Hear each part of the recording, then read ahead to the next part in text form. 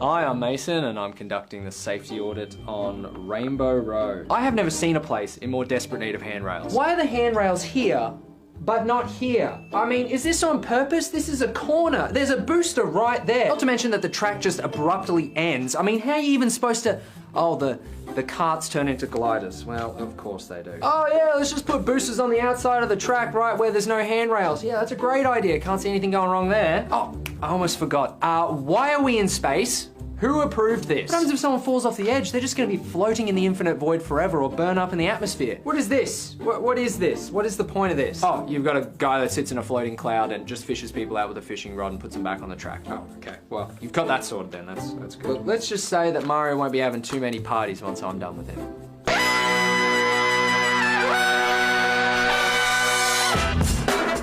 Good morning, sweet world, and welcome to the No Dunks podcast on the Athletic Network. It's Thursday, December 14th, 2023. I'm J.E. Skeets here in the Classic Factory, and alongside me, as always, Tas Mellis. Podcast listeners, this is for you. Next to him, it's the bearded one, my top shot hot boy, Trey Kirby. Hey-o. Hey-o. And over yonder, the man making the magic happen, super producer, JD. Hello. There he is. And here we are. Shout out to the stream team joining us live right now on YouTube. Hit that like button. Make sure you subscribe and comment away there with each other. We got a lot to talk about today. Oh my goodness. The NBA was on one. Shout out to all the podcast listeners as well. I always want to slip that in there. Leave your boys a 5-star rating and review. But before we get to everything, we did have another Wedgie. So that's good. Bit of a weird one. Wedgie number 13. Anthony Davis, tipping up the defensive rebound there. After slipping, it looked like he may be injured there first couple minutes of the game. A little scary. That's right. But he came back and played well, and we got another Wedgie, so we're on pace for 44. Starting to tick up here, which is really great. It is hot. Over the last couple weeks. I feel like all the announcers these days are calling it wedgies. Yeah. It's happening more and more. Bill Land on the call there for the Spurs called it a wedgie. Yeah. Previous night, people are calling it a wedgie thanks to us. It's true. Yeah. A little pat on the back to us. Okay, before we get to Game Ball Gate, the NBA announced yesterday that they have suspended Draymond Green indefinitely for striking Sun center Jusuf Nurkic in the face during Tuesday's game. The league said Green will, quote, be required to meet certain league and team conditions before he returns to play, end quote. He's expected to receive counseling and work with the Warriors and the NBA while he's suspended. How surprising was this decision? Indefinitely suspended Have here. you heard such a thing? Well, rare. I guess John Morant was sort of indefinitely suspended. Yeah, first one, yeah. But that wasn't an on-court event that happened. No. That's why this indefinite, it's definitely the first time that I remember talking about it since we started doing a show for the last 20 years or so. So this is definitely something the NBA wants Draymond Green to stop doing. Stop hitting people. Good luck with that. Yeah, it's going to be difficult. yeah, I'm sure this will do it. That is what they want, though. Yeah. I do agree. We'll see if it works. Yeah, they're giving him a pretty long suspension. How long is this going to be? This could be until January. Could be 5 games. Could be 10 games. Yeah, could be 10. As long as really he wants to make it. Well, or as short as he wants to make it, in theory. I think the NBA is going to be the one who puts the hammer down, depending on what he does. It's going to be longer than 5. I think because he had 5 earlier this year, I think it's going to be longer. So he was sad after he did it. I don't want to give him any credit or anything. It's going to be a long one, that is for sure. But does the indefinite label help out the Warriors for the first time, being that it's a different suspension, make them see it differently? I'm just trying to sort some sort of solution for the Warriors. This is obviously painful for them. Yeah. This guy's good for this team. Yeah. But you're right. I mean, he was just suspended for 5 games for a violent on-court incident. That's exactly what happened here. So it's got to be more than 5 games. Yeah. They play on Christmas. That's 7 games from now. Does the NBA care to have Draymond back for a game against the Nuggets? You probably want a full-strength Warriors team against a full-strength champion team. So I don't know if he makes it back in time for that. But yeah, definitely surprising. I thought 2 to 3 games is what would happen just because Adam Silver tends to be on the lighter side of things with suspensions. But like you said, Skeets, this is kind of a David Stern-like suspension from Adam Silver. And as we saw with John Morant, Silver doesn't like to be embarrassed this quickly. The Ja Morant second suspension came pretty quickly after his first indefinite one, and we're getting Draymond doing a second similar thing as well. Yeah, it's very clear the NBA is sick of dealing with Draymond Green and all this on-court bullshit. This is like Silver telling Draymond, you can play your type of basketball, your aggressive basketball, without hitting opponents in the face, without stepping on people's chests, without hitting people in the dick. You can do that. I know people can do that because 99.9% of the league can do that. Why can't you? So it obviously doesn't matter how many games we keep slapping on you here. You don't learn your lesson. So let's try something else. And I guess this counseling idea, I roll my eyes at it. He's a grown-ass man. I don't think he's really going to change how he goes about playing basketball and playing that Draymond Green sort of always on the edge. But they're going to give it a go. And you're right. It could be 5 games. It feels like that's minimum. I'm with you on that, task, but probably will be more.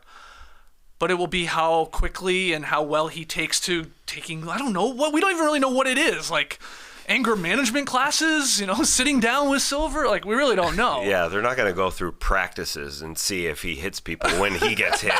Yeah, like they poke the bear and see if you can get him to step on you or punch you. I mean, what are they going to do? Yeah, so it's obvious that they're just trying to give something a little bit more strict than they used to. Yeah. Than they have this season. We sat here and it didn't look like that big of a hit, so we all thought, go back to the old way. It's going to be 1, 2, 3 games at the most. But they're obviously trying to send a message. Mm-hmm. And I do hold a little bit of hope that Draymond Green, after he receives a longer suspension, it's going to be whatever it is. I think it's going to be into 2024. Okay. That this will reset the Warriors a little bit into, okay, this dude has to calm down, and this will change our focus, what, if anything, because it is so different, because we've sat here for decades, literally decades. This is how long we've been doing the show. We've never heard such a term. Such a labeling for a suspension. An indefinite. He did get off the bench or get off the court and say, "I'm sorry," if that means anything. I think he is acting a little different. We thought it did sitting here yesterday. Yeah. Because like you said, we were thinking, sort of 3 games. He clocks him in the face. It's reckless. It's unnecessary. Hence getting tossed from the game. But you could maybe convince yourself that it was somewhat inadvertent. He didn't make a stink when he left the court. He did apologize right away, and so we thought, okay, they got to hit him with something because he keeps hitting people. But we thought it would be, 5 games are left, maybe 3.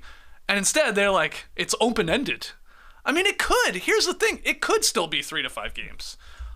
I think it's possible that he could return if he does all the stuff they want him to, but could be much longer if, I don't know, he doesn't want to cooperate is the other part, right?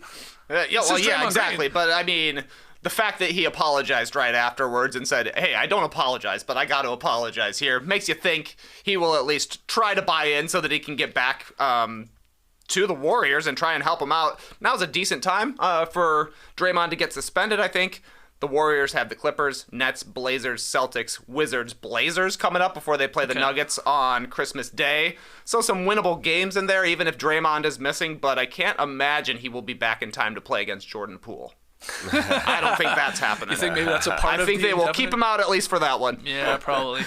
Tim Kawakami of The Athletic, he noted that however long this suspension lasts, the league seems to be setting up a potential season-long suspension the next time Draymond Green crosses the proverbial line. I think there's some truth to that. Like, this is like, we've gone obviously a couple games, and then it's 5 games with choking Gobert, and then this one is indefinitely, you need help.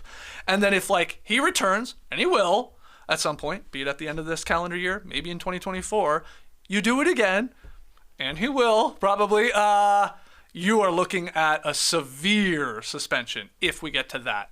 That's, I think, makes a lot of sense here. So it's a very, very hard sort of slap on the wrist here. And you're penalizing your team, as we've talked about. Can the Warriors even save this season? I mean, you're right, cushy schedule, but it's not like they're they killing can't beat teams. Anybody. Right, yeah, that's the problem. And then you get into are they going to blow this thing up? Is that actually the move here with what Draymond's doing, with how Clay has played, Wiggins and Looney, and do you lean into the youth movement? Obviously, you still have Curry playing at an elite level, but those are the questions you're going to be seeing and hearing for the next couple of weeks. they're not as good without him. They're 3-6 when he doesn't play this season, and there are some winnable games, but there are definitely some losable games in there. Adam Silver doesn't like punching to the face. I think we have, Yes. Yeah, and the NBA in general is growing since we used to see punches in the face happen a little bit more often. It's been a minute, it's been a while, but this is real, and I think it's going to be far longer than 5 games, just because of what they've done. Because they could have easily just said, 3, 4, and because they handed out a 5-gamer. This is serious. Yeah. For Draymond Green. What's interesting though is the National Basketball Players Association, they don't typically approve of this type of approach, right? Because this is leaving a lot of power in the hands, of course, Commissioner Silver, and this uncertainty for the player of when am I coming back, and to the team. So interested to hear what they think about this type of suspension, the indefinite here, because that's not usually what they would want to go to bat for with their guys. It is the players' union. So I don't think we've heard really anything from that side yet. So maybe they're even upset. Did they not tired agree? of Draymond. Iguodala's the leader of it too, right? He was. Is he still? I feel like Yeah. the executive director now that he's retired. So obviously he'll be on Draymond's side. I assume they'll file something. You'd think so. But that'll take time to get sorted out too. So he's still going to be missing time. All right. Anything else on Draymond Green there? No. When he got suspended he didn't even get suspended when he punched Jordan Poole in the face. Didn't even miss a game because that was an indefinite suspension as well on the Warriors side. But he had like a TV special on opening night with Turner. Yeah. Well, he's employed by them, or at least Exactly. some deal with Is something similar going to happen here? Like Draymond's going to have a special about how I'm not punching people in the face anymore. Santa I've grown. Draymond. Santamont, yeah, maybe. That's a good question. I would vote no on that personally. No. I think that's a bad look. Right. Be a horrible look. I did it last time though. Yeah. Yeah, but it's starting to trickle down. The fact that Adam Silver and the NBA gives a different type of ruling here, I think it's starting to trickle down. You can't hit dudes anymore, and it's going to trickle down to the national broadcasters like TNT. I think they will have to have some sort of, whether it's a sit down with Draymond, maybe, but it'll be for him apologizing. I think they'll go that direction. Oh, do you think this is setting up for the Draymond Green, apology tour and like redemption tour after he pretends to learn from all this? Yeah, possibly. I think if there's anything that will help the Warriors, I think it is just changing the way he gets his wrist slapped. If anything, that they can reset, change their focus, even though they friggin' won so many championships, just to help them out here in the last hurrah for them. This could help them, but it also could help, Draymond have some moments on TV where he apologizes some more. Can't wait. To that camera, into that camera, into that camera. There's going to be a TV. There's going to be a TV. There's going to be a TV. There's going to be a TV. All right, let's move on to Giannis scoring 64 points in Milwaukee's 140-126 revenge win over Indiana. Career high, Bucks record, 64 points from Giannis. This guy was at the free throw line all game, obviously was dominant from the field, but after the game, the Pacers allegedly took the game ball, intending to give it to rookie Oscar Tshiebwe. Who? Yes, rookie Oscar Tshiebwe, who scored his first NBA points. Sort of. He scored in the IST finals. Oh, really? The worst time to score But your it first doesn't points. count. It doesn't count. So the Bucks were not happy about this development. Some of them, including Giannis, chasing the Pacers into the tunnel, leaning into the locker rooms there, looking for that damn ball. And, the dispute spilled into the post-game interviews. It was all very weird, also very funny. And again, this was in a game where Giannis goes for 64 points, and it's like, yeah, okay, who cares? It's all about getting this game ball and who had it and how many game balls are there. It doesn't matter which one you get. Yeah, there were 2 game balls apparently. Yeah. So and 3 claims on the game ball. We got Giannis's career high, Oscar Tshiebwe getting his official first point, and of course Damian Lillard passing Kyle Korver on the all-time 3-point list, which Giannis was lying about, saying that's why he was going after the ball. We don't believe you. You think he wanted it for himself? Yeah, I do. Considering he took it home. Yeah, and then he said in the press conference, I've got a ball. I don't think it's the game ball. It feels a little stickier. Like, if it felt different than the one he just scored 64 points with, I'm definitely giving it to my mom, he said, no matter what. A career high Weird. It's hard weird. to remember seeing Giannis that upset though after the game. What about Laddergate? Yeah, he was upset about Laddergate too, but He almost crushed a guy with a ladder because he couldn't make free throws. Good point. I think he was more upset here though. I mean, he's like yelling at Halliburton and Lloyd Pierce, and obviously screaming to the back, like, "Where is this ball? Give me this ball back." And all the footage is coming out now. You see videos of the Pacers, I guess Miles Turner, don't give it back to him, and like yelling. He get that ball.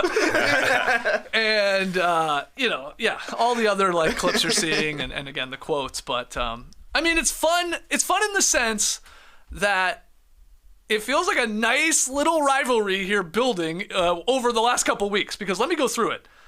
Tyrese does the Dame Time celebration when he hit the dagger in the IST semifinals against the Bucks. It was great, They knocked him out. Giannis, he talked about getting some revenge. He sure as hell does go and get it. He scores 64 points last night.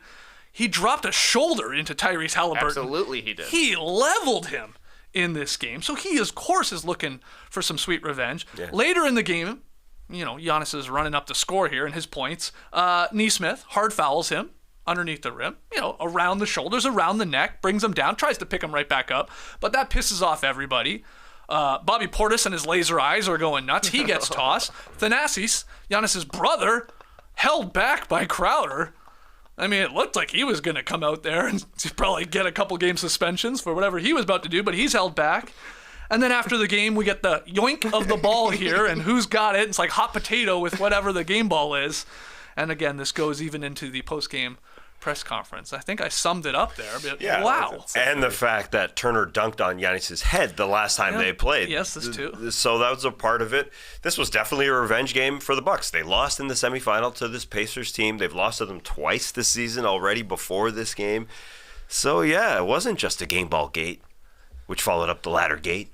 This was real. Even though it was fake, it was real. And it seems so weird because Damian Lillard took that buzzer 3-ball at the end. Bucks assistant got the ball. Yes. A Bucks assistant went and got the ball and handed it to another person who everybody on Twitter was doing the video work. Yeah. And I thought, who is that guy that the Bucks assistant handed it to? Right. Must be a Pacers guy, but it was another Bucks guy. Yeah, it came from that side of the floor. Yeah. So what is happening that they're fighting about a ball? Okay, well, Ziller had a funny theory about all this. He says, it could be that the Bucks did have the actual game ball initially, but they got word that the Pacers took a game ball. Again, there are multiple game balls, which was the backup ball. And then after all the drama, the Pacers actually gave Giannis the ball they took, thinking it was the real game ball, but it wasn't because the Bucks already had that real game ball. So when Giannis says it didn't feel like the game ball, the one that he was touching after all of this, it wasn't because it was the backup ball. But the Bucks even had the real game ball. So they ended up with maybe both of them. That's a decent theory. Decent theory. Good theory. But hilarious. I mean, I was explaining this to my wife Nora this morning. Like going through these clips and, Giannis getting upset and going to the back and some of the post-game press conferences and the hard foul. And she's like, this is like a Real Housewives episode. There's more drama in this. These grown men over a ball than one of those episodes. I was like, some truth to that. But a very funny, weird moment in the NBA. With a superstar in Giannis. Like, this isn't nobody. This is like the face of the league. Just go score 65 next time. This wasn't even that impressive of a 64-point game. He took 32 free throws. Yeah. Nobody wants to see 30-plus free throws. It's only happened 13 times in NBA history. Mostly Wilt Chamberlain. The last to do it, though, Andre Drummond in 2016. I think he scored 17 points and took 30-plus free throws. Yeah, Giannis 24 for 32 at the line. Yeah. Pretty damn good but petty stuff from both sides, I will say. So good going forward. Hopefully they meet in the playoffs. Exactly. Yeah. How could you not love this? I mean, some real beef here. They hate each other. And Giannis is so good against the Pacers. They played each other 3 times. He has scored 155 points in 3 games, so he's averaging over 50 in those games. He can punish those dudes. He can just score on them. And he doesn't like Miles Turner. Miles Turner dunked on him earlier this season in the semifinals, and he dunked on him before. He's got a good little dunk montage. 2 on Giannis, 1 time on Tristan Thompson, 1 time on Gordon Hayward. Our fantastic fans, after we said that's the best dunk of his career when he dunked on Giannis in the semifinals, threw those ones out. So he's got some good ones, but Giannis likes to score on these guys. 5 50-point games this season in the NBA. Giannis already has 2 of them. I know people don't want to give him the MVP or have put in so many more guys above him like Tyrese Halliburton, who had a good game in this one. And I love the way the Pacers play at home. So it was fun. But yeah, the Bucks want to keep beating these dudes. 70 points in the paint. They just score in the paint. The funny part is, coming into this game, I think a lot of people, at least myself, thought, ooh, this will be the Dame revenge game. I mean, he will be the one that really sort of tries to send a message to Halliburton and the Pacers for what they did and the Selly and all that. But no, Giannis says, I got this. I'm going to go dunk on these guys and go nonstop at the rim until they have no point or nothing else to do but foul me, foul me, foul me. And Dame, I was feeling for Dame during the confrontation. He's like, man, I don't care. I passed Kyle Korver. Yeah. Nobody cares. I'm not first. Halliburton within all of this. Lie, man. Middleton, Lillard, Beasley, like everybody is like, are you okay, man? Like, he was really fired up about that ball. It takes a lot, but you can get under Giannis' skin. It goes back to his first playoff appearance with the Bulls when he just completely shoulder-checked Mike Dunleavy after the Bucks were getting sent home in the first round. Okay, moving on. Yeah, well, and he only got to that 64-point total because the Pacers closed the gap pretty quickly. He came back in the game. It was 19 points with 3:24 left.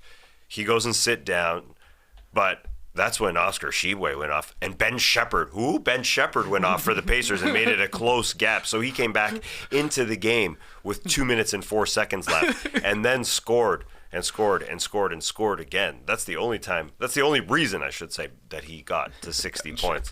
Ben Shepherd. Can't wait for the next Oscar game. Tshiebwe. Tshiebwe, yeah. I love that plot twist that he already had scored in an NBA game, but it was the finals, so it didn't count. There's something so funny about that. All right, moving on here. Phoenix, Big 3 debut. Booker, Durant, Beal, they all played in the same game. Didn't matter. The balanced Nets beat them 116-112. Any takeaways, thoughts on either the Big 3 and how they looked, or the Nets continuing to play really, really good basketball? The main takeaway I had about Phoenix is that it's a good thing Bradley Beal is finally back because they got a lot to figure out. Mm-hmm. It did not look like they had ever played together to me, and I thought that Beal in particular was kind of a bystander in this one. He got a basket off a baseline out of bounds play. He got a basket on a fast break. I think he finished 6 for 9 from the field, but he only took 3 shots in the second half. He took 1 shot in the fourth quarter. Chimezie Metu was more involved in the offense than Bradley Beal was, as was Nurkic, and I gotta say, just too much Nurkic. Honestly, he's involved in way too many plays for this team because he's the main big guy out there, so they all want to set a screen with him, but it ends up with Nurkic taking a whole bunch of shots for your team, and when he's got it going, he can make them, but everything should be distributed a lot more differently, I do think, going forward. It's tough to be the third guy in general when you're in a Big 3, but that third guy is usually a big guy. Kevin Love, Chris Bosh, they're used to their shots going down.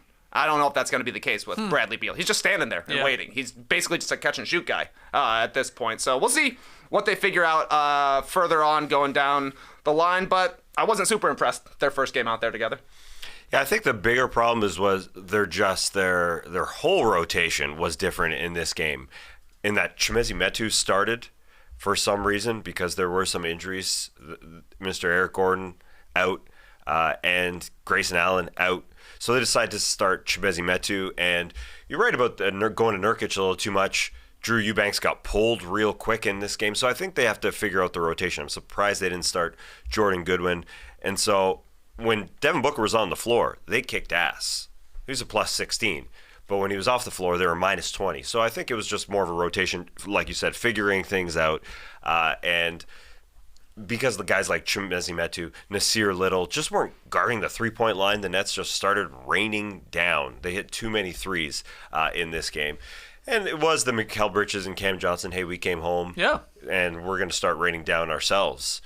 So they did a great job of that. They just got contributions from everybody. This is how the Nets are winning all these games. I mean, you're right. Bridges and Cam led the way. It was cool, reception they got from the Suns crowd. I'd love to see that. But Claxton, a good game, 6 of 10. Dinwiddie, 6 of 11. Cam Thomas shot a lot, but that's what he does. But hit 4 threes, got to the line. He had 24 points. And then guys that come off the bench, you get just enough from like your O'Neals and your Finney-Smiths and even Watford. So really good win. I mean, the Nets have a better record than the Suns. 13-10. Suns are 13-11. I know they're in 2 different conferences and all that, but they've surprised a lot of people. Brooklyn has. I think people didn't know where to put them coming into the season. It was like, yeah, I mean, are they going to still be decent, or are they going to be like a play-in team or out of the play-in picture? And they're squarely in the middle there in the Eastern Conference, and I don't see why they would sort of fall out. They're just like sound enough. I don't love them in a playoff series. I think that'll be an issue when the game gets a little different, but they should be there, I would think, in the end, either coming in through the play-in or even making an actual first-round series. Basically, everybody on their team except for centers can shoot threes. So they're third in makes per game. They're third in percentages. Last night it was 15-9 from 3. And that's really the difference because the Suns, they're going to take a lot of 2s. And yeah, I don't really have a high ceiling for the Nets. It feels like their team is full of guys we used to talk about. Like when Kevin Durant was on the Brooklyn Nets, Nick Claxton, he was in the mix for all defense. Now you never hear about him. Mm-hmm. When Royce O'Neal was on the Utah Jazz, we heard about how he's one of the best defenders out there. Now you never hear about him, but they're still decent role players, and they can all make threes, so they'll give an effort defensively, and then they'll make some shots on the other end. You're in the mix for a lot of games there. And usually the Suns are pretty good at defending the 3, but as I said about the sort of the rotations and Chimezie Metu starting, and then he's the backup center when Nurkic went to the bench because Drew Eubanks wasn't good enough for Frank Vogel. They're like 23rd in terms of defensive 3-point percentage allowed. So that's the other way. They're actually 8th in the league. So that's a pretty solid percentage for them. Even though Cam Johnson had that video with Neil deGrasse Tyson. Did you see that space draft? Oh, yeah, I did. I sent that to our friend Paul, who loves space and basketball. He said, I'm the perfect person. This is like my Venn diagram overlapping here. Yeah. It was a great video. It was a great video. I didn't know Cam Johnson liked space so much. Yeah, it was very, very cool. That was cool. And then he came on and hit shots.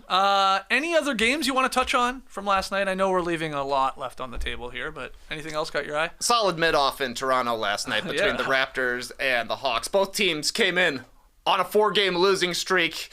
I think they both had 9 wins coming into this game, but the Raptors kind of handed it to the Hawks, I thought. 5 straight losses now for Atlanta, and that's what sticks out to me. They've lost 7 of their last 8.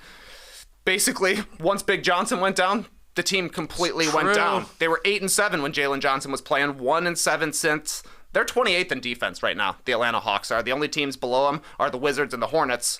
So you can say that the Hawks are last in defense if you really want to. They're trying to win. They're trying to make it to the playoffs right here, but there's just nothing. Trae Young had an incredible first half. I think he's the first player this season to have 20 points and 10 assists in the first half of the game, but he went cold, I thought, in the second half. And once that was the case, the Raptors caught fire from 3, and it was basically all wide open 3-point shots in the third quarter. The transition defense for the Hawks, non-existent. If you set a screen, somebody's going to be wide open, and maybe it'll take 3 passes, but it was usually taking 1 for the Raptors to get good looks last night. 135 points for Toronto. Yeah. And that's a team that doesn't score a lot. No, to hit 18 threes for this Raptors team, that has not been happening a lot this season, but Siakam hit 5, OG hit a couple, Barnes hit 3, Schroeder hit 3, Gary Trent Jr. off the bench hit 4. That's how you get up to 18 of 34 shooting from distance. And any team in this league is going to look a lot better when you can hit at least your 3-pointers with some consistency. I'm not saying the Raps got to shoot 53% from deep every night, but you got to be flirting above average, and they just had so many games, Tass, where they were ice cold from deep. And some of that was the Hawks just being nowhere close to them. I don't know if that was the game plan. I don't know if Quinn was like, they can't shoot threes, just let them shoot it. But it got them last night. Yeah, it's the Sadiq Bey effect when he enters the starting lineup for DeAndre Hunter, who's out. That's big for them, and Jalen Johnson, who's out for them. They have lost to good teams, but their defense overall is just pretty poor. Yeah, and that's a problem. I wonder how deep they're going to go into making a trade happen at somewhere like that small forward wing position to help some of their defense, because it ain't good. All right, let's take a break, and when we come back, we've got a bunch of interesting headlines in Is This News. Don't go anywhere.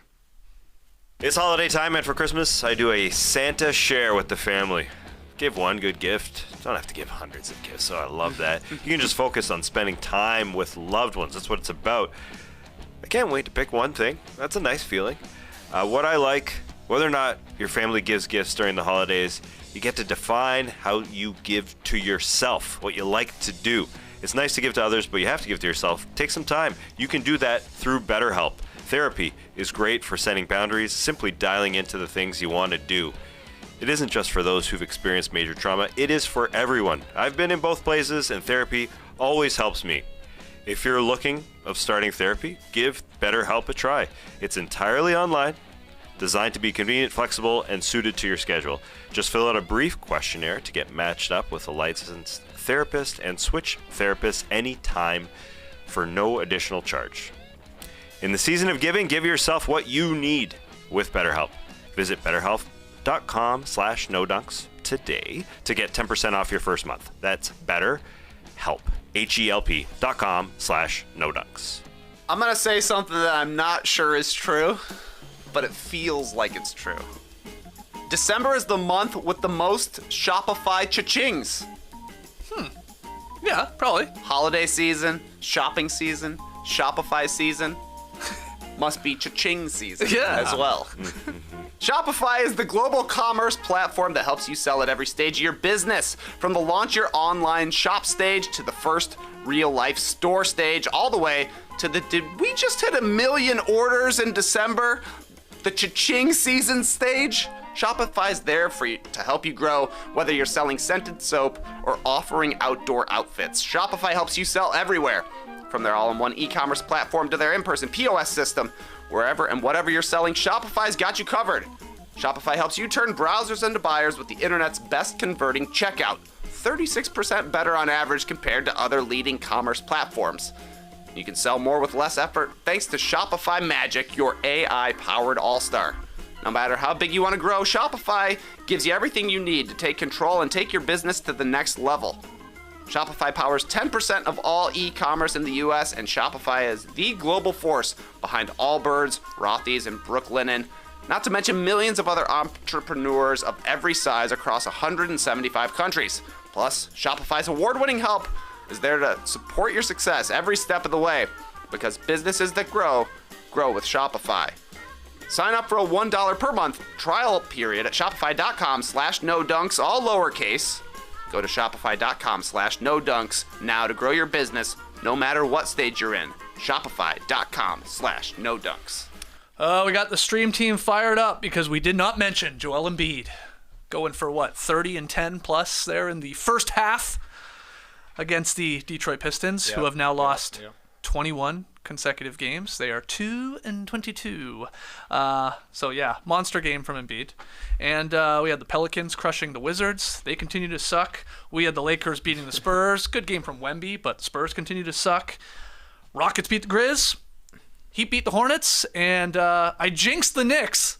I just pointed out they haven't lost against bad teams. Teams with a sub-500 record. They lose in Utah last night. So there you go. I think that's all the games now. Got to him. I think the Pistons having to start Isaiah Stewart at center because Jalen Duren is hurt, and then James Wiseman was the backup center. Those are two guys that Joel Embiid can score against. Yeah, he can score against anybody, but definitely those guys. Just crush them.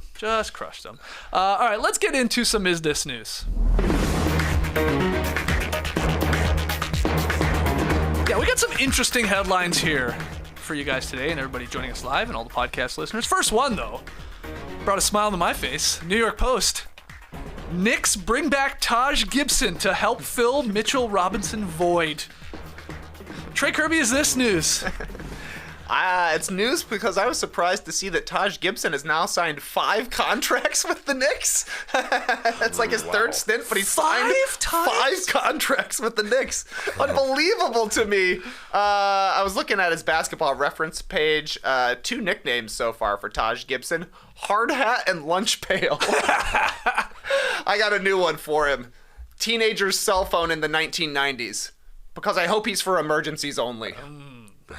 We got to play Sims. We got to play Hartenstein. And Tom Thibodeau, it's nice for you to have a veteran in your locker room. It used to be Derrick Rose, former Bull, but now he's on the Memphis Grizzlies. So with Mitchell Robinson out, needed some veteranship there. And apparently Taj got the call. Again. Again. Yeah. 5 contracts. Wow. Unbelievable. And Taj Gibson and Tom Thibodeau reunited for the 4th time in the NBA. Yes. Bulls days, Wolves days, and now 2 go-arounds here with the Knicks. The good thing you brought up the cell phone in the 90s, because this is the only man now on the Knicks that was born in the 80s. Their oldest guy who plays is Julius Randle. He's 29. So I think they just want an old guy, for the floor because Mitchell Robinson is hurt and they don't want to start Jericho Sims, but also just to be in the locker room. They don't want anybody talking trash to Tom Thibodeau. Like they have recently there's been a couple guys that have been disappointed in their roles, and Josh Hart, Quentin Grimes recently. And so I think he's just there to shake some hands. This man is old for the NBA now. Do not be surprised, though, if Tibbs plays this guy. Oh, he's going to start. If he starts, that's ridiculous, man. That's crazy. No, I don't think he's going to start, but he'll see he'll see the floor. He'll get an opportunity. Maybe it'll be because of another injury or something, but Taj Gibson will be out there for Tibbs. Oh, yeah. Tibbs to Taj, I wish I knew how to quit you. Man, loves this guy. But, and look, he's a vet. He's not going to hurt you, but you're not going to get a ton. Of course, from Taj Gibson at this point in his career. But nice to have him back there in New York. All right, next one here from The Athletic. Wizards and Capitals owner Ted Leonsis plans to move teams from D.C. to Virginia. Is this news? Well, this is huge news. This is going to hurt Washington fans. Big time. Even though, as Ted Leonsis said, it's only 4 miles away. Across the river. Yeah, across the river. Hit the Potomac. That hurts. Potomac. Yeah, that's going to be a problem for Washington fans. They're moving the team to make more money. That's clearly what this maneuver is. Yep. They're going to build an entertainment district around it. Right. That's what it's all about. We saw it here in Atlanta. Yes, that's exactly what I was thinking. Yep. When I heard the news, and then within the article it actually points it out, the Battery here in Atlanta, which is north of the city, similarly aged, I believe, arenas too, both in Washington and then the Braves Stadium here. But it's this idea, you're right, Tass, of like build the performing arts venue and the new practice facility for the Wizards and a new studio for Monumental Sports Network, just all this stuff that then they'll all have control of and make more money off of, not just the arena, but still sucks. It's unfortunate. Did you guys ever go to a game in Washington, D.C.? No. You ever been to the Verizon Center? The Capital One Arena? The whatever else it's called? MCI Center? Yeah, it's something like that. Yeah. I wish I saw Ovechkin there. Because they cool. play hockey there, too. Yeah, that's right. And it's the great, one of the best things going for it, honestly, is the location in a city like that. Like where it was, like sort of in sort of the Chinatown Penn Quarter district. It's like right there amongst all your like landmarks in Washington, D.C. So, yeah, it's not going far, but... it's going to North Virginia now. I mean, if this happens, it's not a done deal, but it's going to be because Ted Leonsis wants to make more money. Yep. Yeah. Like all these billionaires do. Yeah, and they make more money off the businesses around it that set up their way, set up their offices, etc. But at the same time, even though there's some ridicule of Washington Wizards fans in the past, doesn't mean that there's going to be a ton of fans in the stadium or the arena. It's just a trickle-down effect. Same thing happened, to the Braves, where it used to be really easy to get to the games. People get on public transportation, get there. Now it's hard. Now it's a little bit more difficult, and David Aldridge does a great job of writing the history of what's going on there on The Athletic. So, yeah, it hurts. It hurts. There's some people who protested here in Atlanta. Didn't happen. I had a great doctor who just looked at my orbital break. The break in my orbital bone, and say, you got hit by a car outside the Braves Stadium? I protested for years. I used to be a season seat holder at Turner Field. I protested for years that stadium ended up being occupied by the Braves and all the businesses surrounding it. It's unfortunate, but TBD. There will be protesters to try and keep it in Washington, I'm sure. Yeah, in I guess the Athletic article, it does say that Monument officials, this is who sort of like owns the whole thing here, they said in a statement they're excited about the potential opportunity to update Capital One Arena, like the arena where the Wizards play right now, and the Capitals, to be the future home of the Washington Mystics. So maybe the WNBA team will actually slot in there and play there, which you'd like to see, but still sort of wild. It'll be, I guess, is it a 15, 20-minute drive? Depends on the traffic, of course, across the bridge to Northern Virginia for this new area that they're looking at, which at least has mass transit. I'm told, to get there. Unlike the Atlanta situation. Yes, which is insane that you have to drive to get to the actual game. But again, no signed deal. Could, in theory, still fall apart. Because I think Washington, D.C. was like trying to make like a last pitch effort. Like, hey, we'll give you more money. We'll give you money to stay here and do the upgrades and all that. But very unlikely, I would say, when they're doing press conferences about the idea of moving. Hey, yeah, exactly right. Downtown arenas are cooler. There ain't no other way to put it. Facts. They're cooler, and you get a better crowd. But I don't know. The Braves have been good since they moved to the Battery. The money that comes in, if the owner actually will spend it on the team, it can be beneficial, and maybe then you'll actually see some Wizards fans out there. Yeah, and you're seeing American cities see what happened to Atlanta, and try and copy it. Yeah, replicate it for sure. Exactly, because of all the businesses around it. Well, in other arena news, here's the other headline. Oklahoma City voters approve a sales tax for $900 million Thunder Arena. Is this news, Trey Kirby? I think this is news because part of this is that it means the Thunder are going to be staying in OKC until 2050. That's a long time from now. Apparently, they're going to get a new arena by 2030. Yep. So I do like that. I really like that the Thunder are staying since they're a team that has already left a city once. They shouldn't be leaving again. But also, now the people of Oklahoma City are paying taxes to build an arena. And I love that. Yeah. hey, the Thunder's ownership group is going to throw in $50 million. There we go. Thanks, $50 million Clay. of the $900 Appreciate million. it, man. We got you for that. But yeah, that's what this 1% sales tax for, whatever, 5 or 6 years here to help fund this new downtown arena. Now, they did put it to vote, and it was a pretty resounding yes, I believe. I think it was around 75% of the people that went out and voted in OKC that they want this, that they're okay paying the sort of the penny tax there, Tass, to keep a team. Now, we can get into, like, I'm with you, Trey, like, should the people have to pay for these arenas? No. It should be the billionaires. And, like, Ballmer, to his credit, it's what he's doing with his new, shit dome where all the toilets you can put in there. And I guess the Warriors, similar, I believe that is, funded by them. But we see this a lot here with some of these cities, especially these cities that are sort of held hostage to it, right? That's the issue. It's like, do this, approve this, pay for this arena, or we might be going. It sucks, but that's where we're at with these billionaire owners. Yeah, 71% said 71. yes, I want it. 29 said do not want it. Although there is this little line here, the sales tax will begin April 1st, 2028 when the current sales tax ends, so the city's sales tax rate will remain unchanged. So you'll be paying for it in the future.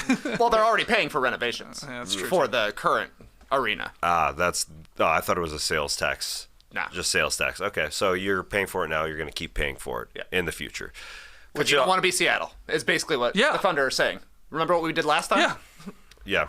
So it is unfortunate for them that they're going to have to pay. I wonder, being that Oklahoma City is obviously not losing this team, if this is just a quick step, a smaller step into expansion and when that happens in the NBA, because at some point it's going to happen. Mm-hmm. And if you're locking in 30 franchises, then that leads you to know that things are more secure in those cities, and we can eventually get to this chatter about Seattle, Vegas, Mexico City, Canadian cities in Montreal and Vancouver. I want to make this clear. I'm very excited for Oklahoma City Thunder fans, and I think most people are, that the team is going to stay through 2050. They're going to get a new arena. They obviously have a young, up-and-coming, exciting team. Like, I fired up Down to Dunk yesterday. Andrew Schlecht, our guy, the OKC Thunder podcast.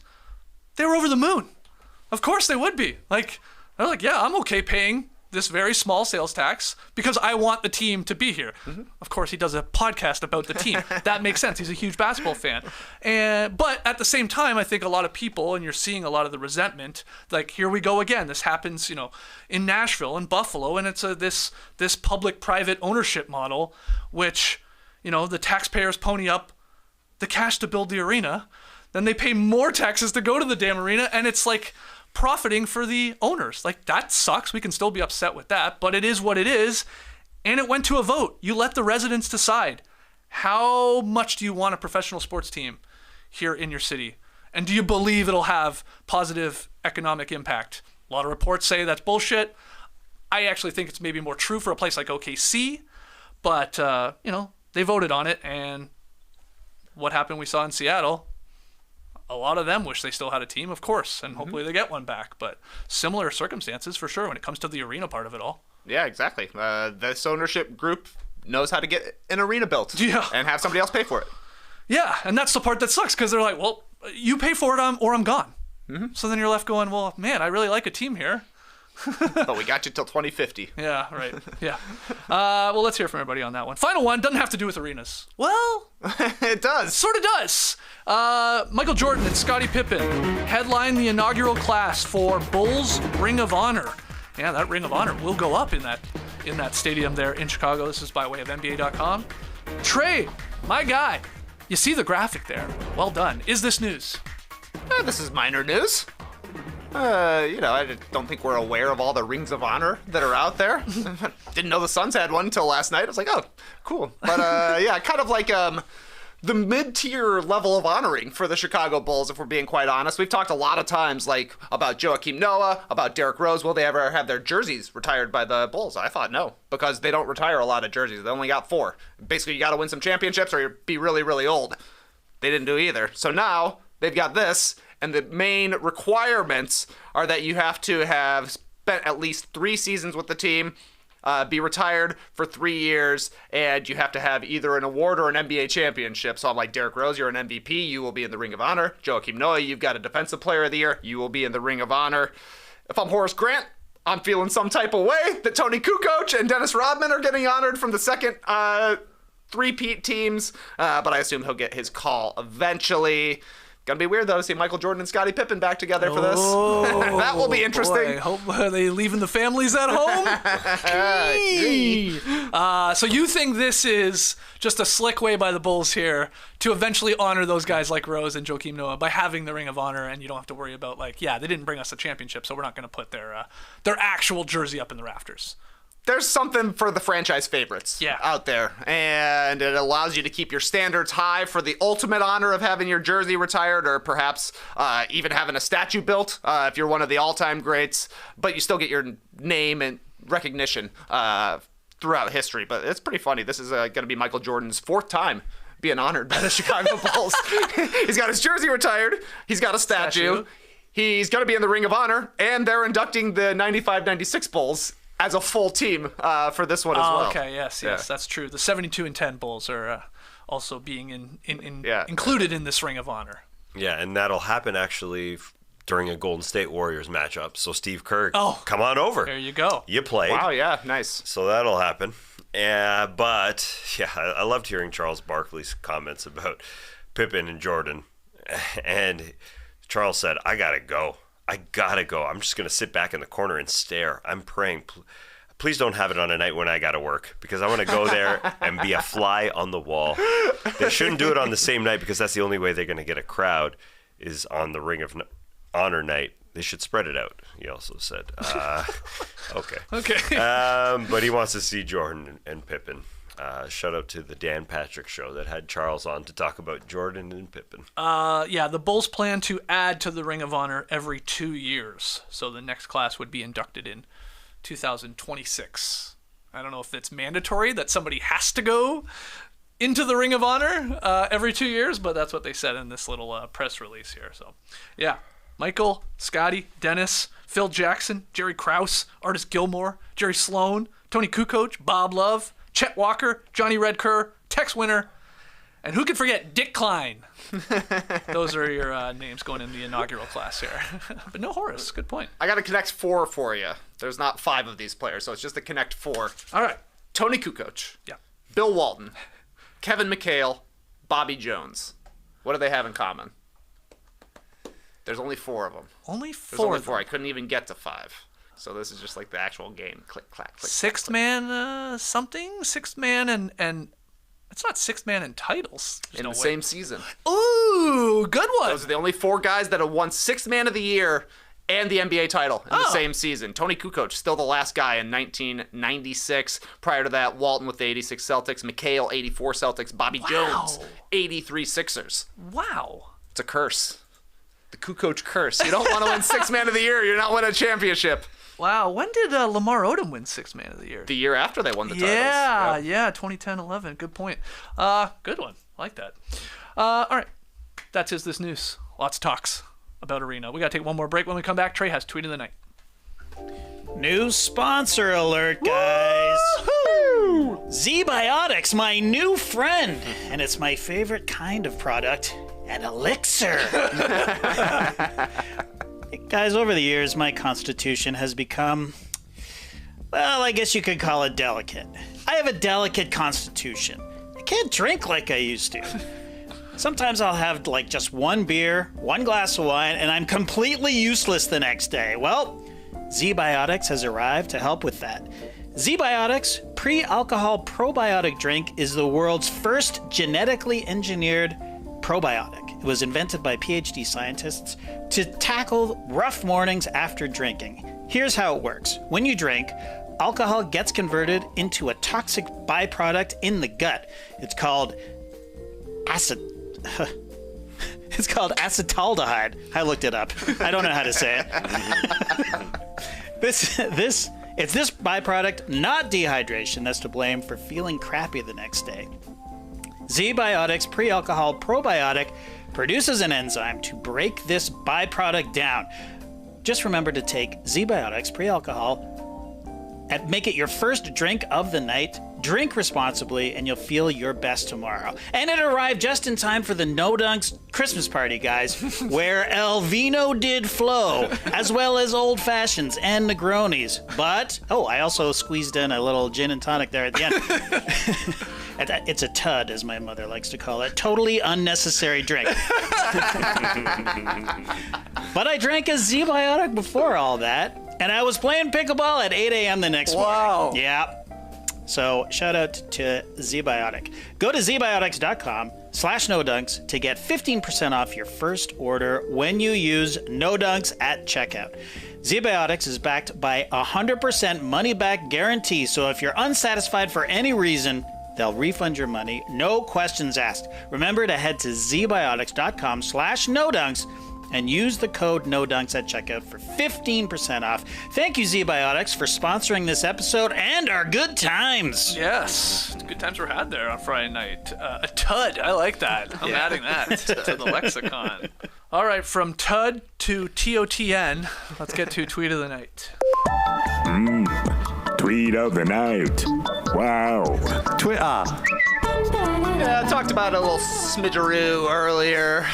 21 straight losses now for the Detroit Pistons. Shout out to Lee Ellis and shout out to Richie Beno. 2-22. That's right. Not great stuff, but some good sadness from Pistons fans last night after the 21st straight loss. It's just worth checking out at Kofi's Twitter account. See all of the memes he was posting, but this was the one that really caught fire. RJ Hunt, 36, tweeted out, "This is getting out of control. Even the youth is disappointed in this team." And we've got slow-mo shots of sad Pistons going straight into two young Pistons fans punching each other in the arms, and a parent coming in to say, "Please stop. Please stop." Apparently there was also a kid crying shown on the Jumbotron at the game last night.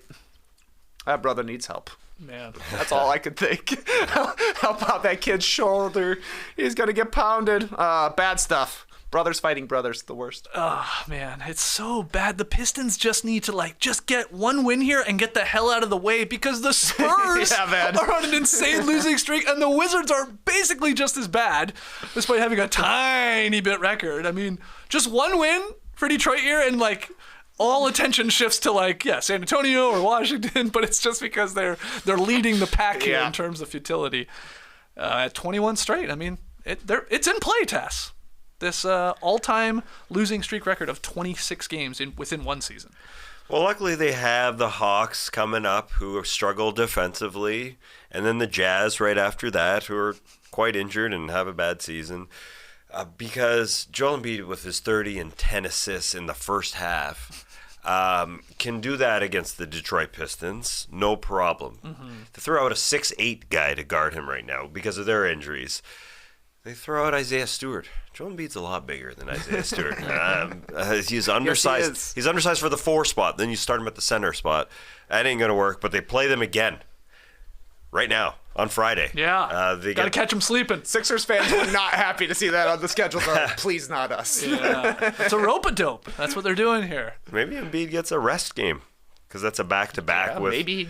for the Pistons a back-to-back. I I was should gonna say. say, yeah, I don't think. Yeah. You said Friday night, right? Friday night, exciting. So they get back-to-back. Well, it is Pistons Hornets back-to-back for the Sixers. So maybe they take and Embiid take a seat. He is one star that has been getting a little tiny bit of rest this season, but the Sixers, then they get a back-to-back with the Bucks. They play the Bucks on Saturday, so 2 losses coming up for the Pistons. It was nice to see Kelly Oubre Jr. have a really good game. I know it's against the Pistons, so it barely counts, but 17 points, 7 of 9 shooting. Kelly sort of working back into the rhythm that we saw earlier before the accident where he was hit by a car when he was on his bike. So I think the only game stuff. the Sixers have lost with Kelly Oubre in the lineup was opening night. wow, They lost by 1. And then they're 11-1 with him jeez. in the lineup. Okay, That's pretty good. Kelly's the secret sauce here. All right, come on, Detroit, you can do it. Catch Philly sleeping on a Friday night. I don't know, man. You thought for a little bit that they were gonna I thought they were surprise gonna the beat Pacers. But now I was just all I could see from Pistons fans last night was saying, we better not get the 30 straight. They're just fast forwarding the next 10 games. Jeez. Simulate. I don't know. I had hope. The Pacers, man, they could have done it. They didn't do it. They couldn't do it, actually. Tess is right. Pistons fans are like simulating the season here already. Just skip. Yeah. Oh boy. All right. Well, that's tweet of the night. That's hopefully another classic here. Obviously, some crazy topics there with the game ball gate, Draymond's indefinite suspension, some other action, all that arena news. A lot of arena talk. You tell us though. Leave your boys a 5-star rating and review. Hit the like button. Make sure you subscribe. Hey, if you're a Survivor fan, we're jumping on at 1 p.m. Eastern over at No Buffs to talk about the penultimate episode 12 of Survivor 45. We're down to the final 5. Yeah, baby. And you're seeing 3 of them right there on your screen. So we'll be talking about that episode, who went home, and who's going to win this damn game, because next Wednesday night is the 8-hour finale of Survivor. Just kidding. It's 3 hours. It's chunky. It's a chunky. Are you here on Thursday, by the way? Next week? I'm on a helicopter, just like our friends on Survivor, Okay. flying for Yeah, I didn't Christmas. think you were. Christmas cheers. It's going to be a crazy Thursday here in the factory. That's okay. But again, thanks for joining us. Join us at 1 p.m. if you're a Survivor fan. Until then, Clipper Bros. You heard it here first. Have a great time. Turn up. Love you guys. Awesome. Thanks for joining us, and remember, everything is better in threes. So the Bucks dramas, Laddergate, Game Ball Gate. What's the other Bucks big drama over the years, or one that's coming? Either way, I'll take any. Oh, I hope it's one coming. There's got to be another one. I think the Bucks play the Pacers 5 times this year because they do. They've had to play them in the semifinals, so they got a couple more games. They hate each other. There could be another gate. They play early in the new year, I think. Maybe January 4th. Oh. Something with, I don't know, something with New Year's resolution gate. We'll figure it out. Let us know. Yeah. Let us know in the comments. We'll figure it out. All right. Embrace the day, people.